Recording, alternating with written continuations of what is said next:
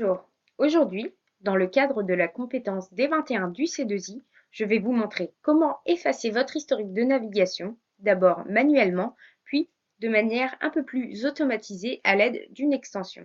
Enfin, je vous montrerai comment vous servir de la navigation privée, tout en vous présentant ses avantages, mais aussi ce qu'il faut savoir sur ce mode de navigation. Et tout cela, nous allons le faire sur Google Chrome. Tout d'abord, pour effacer votre historique de navigation de façon manuelle, vous allez vous rendre ici sur le petit onglet en haut à droite et cliquer sur Historique, puis sur Historique.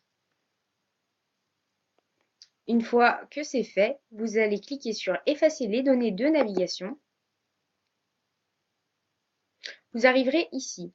On vous propose plusieurs options. Supprimer l'historique de navigation, des téléchargements, les cookies, qui sont des logiciels de publicité selon vos recherches, les images et les fichiers en cache, les mots de passe, ce qui peut être utile dans les lieux publics, tout comme les données de saisie et les données d'application hébergées.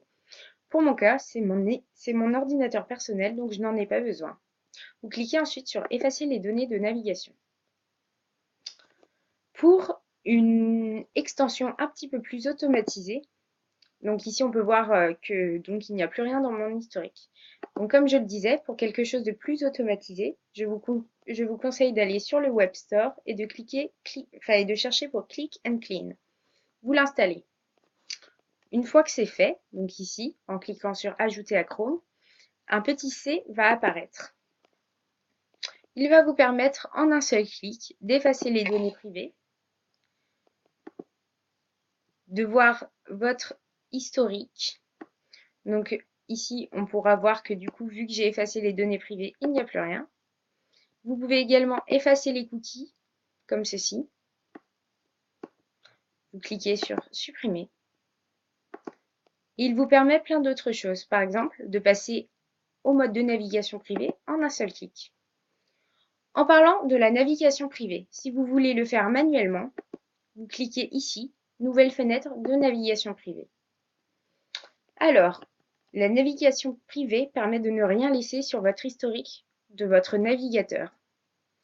Ni cookies, ni historique. Donc c'est très pratique. Cependant, ce qu'il faut savoir sur l'historique de navigation privée, c'est que votre employeur ou votre directeur, si vous êtes élève, peut toujours avoir accès à votre historique. Donc c'est bien si par exemple vous avez un ordinateur familial et que vous ne voulez pas que vos parents ou vos enfants sachent ce que vous faites sur votre ordinateur. En revanche, ça ne protège pas de tout. Donc par exemple, si ici je cherche chat, tout simplement, donc voilà, j'ai fait la recherche. Si je vais plus tard dans mon historique, on pourra remarquer que ça n'apparaît pas dans l'historique puisque la recherche a été protégée. Voilà.